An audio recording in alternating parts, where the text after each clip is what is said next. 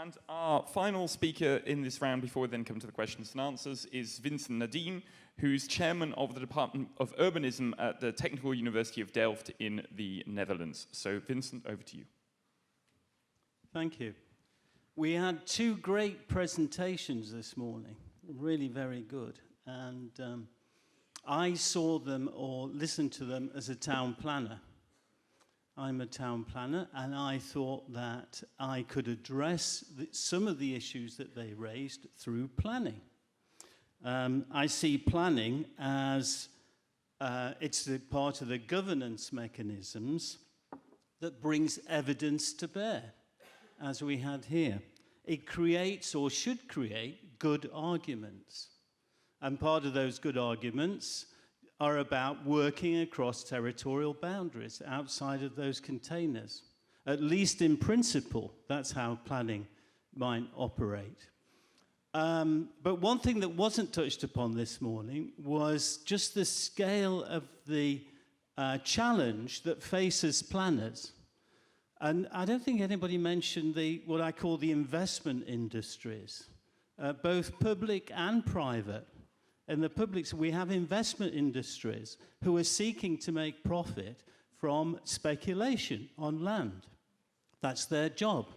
I'm not against that, but it makes a huge challenge for anybody who wants to intervene and lead and guide spatial development. One example is that two house building companies in the UK made a €1 billion profit in 2017 from a revenue of only 4 or 5 billion. And they're making that not principally from building houses.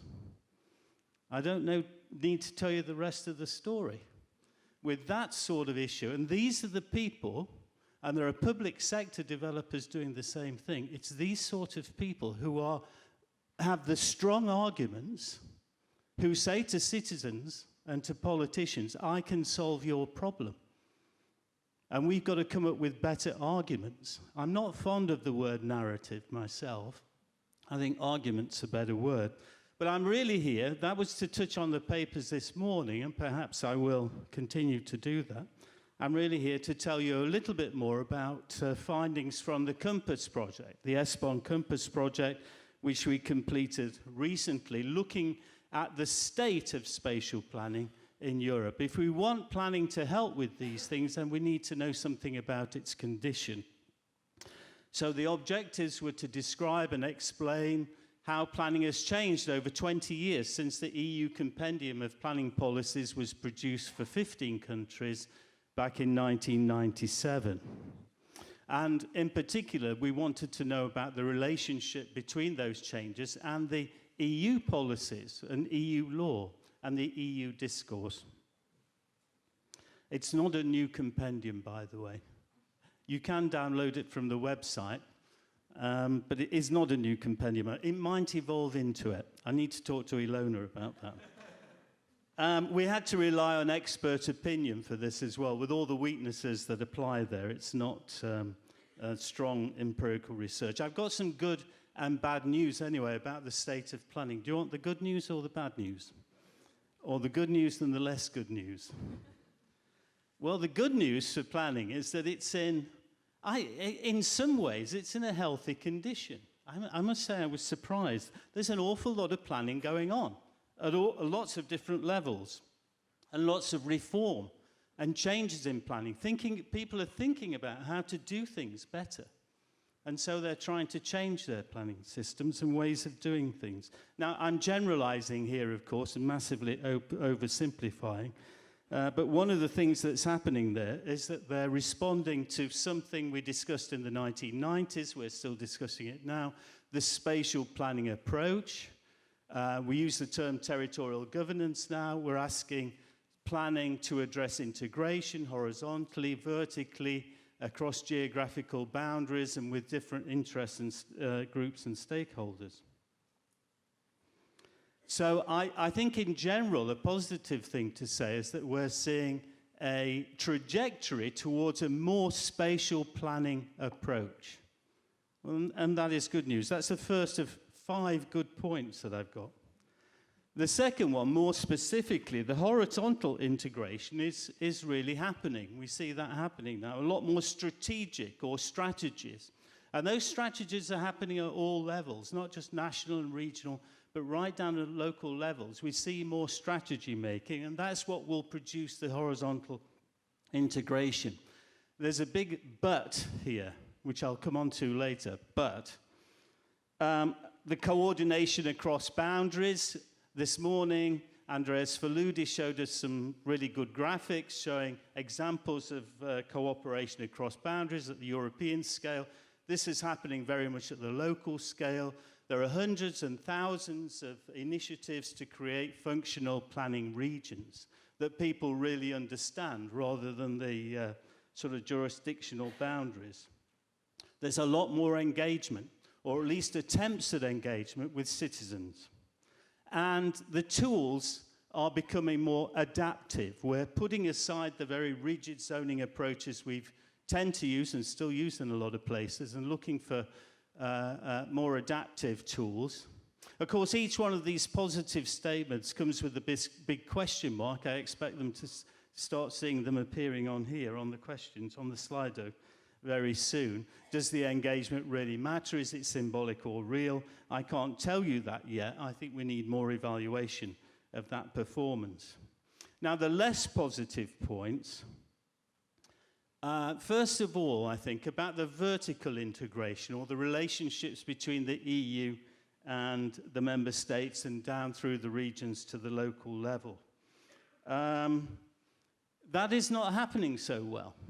Of course, when we have environmental legislation, it's incorporated in many countries in the planning system, and so there's a strong response there.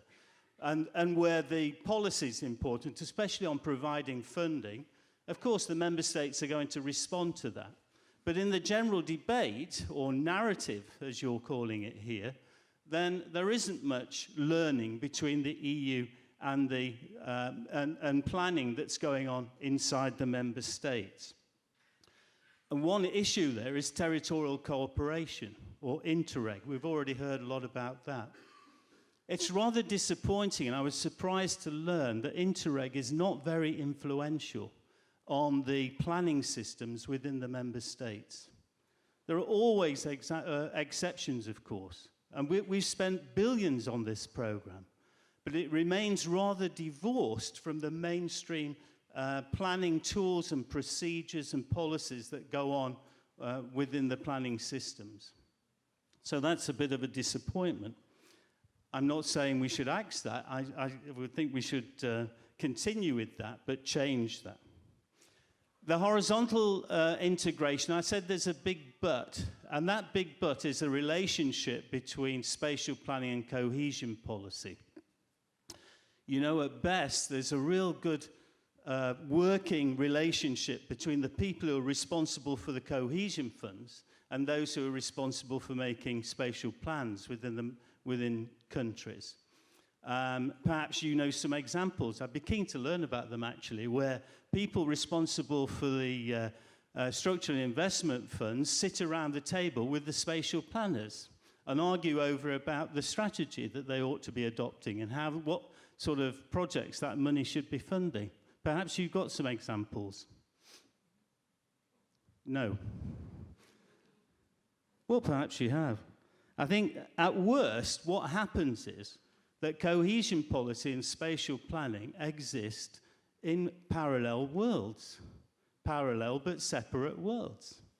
It's been like that since the 1990s when I first got involved in this, and I'm afraid it still continues.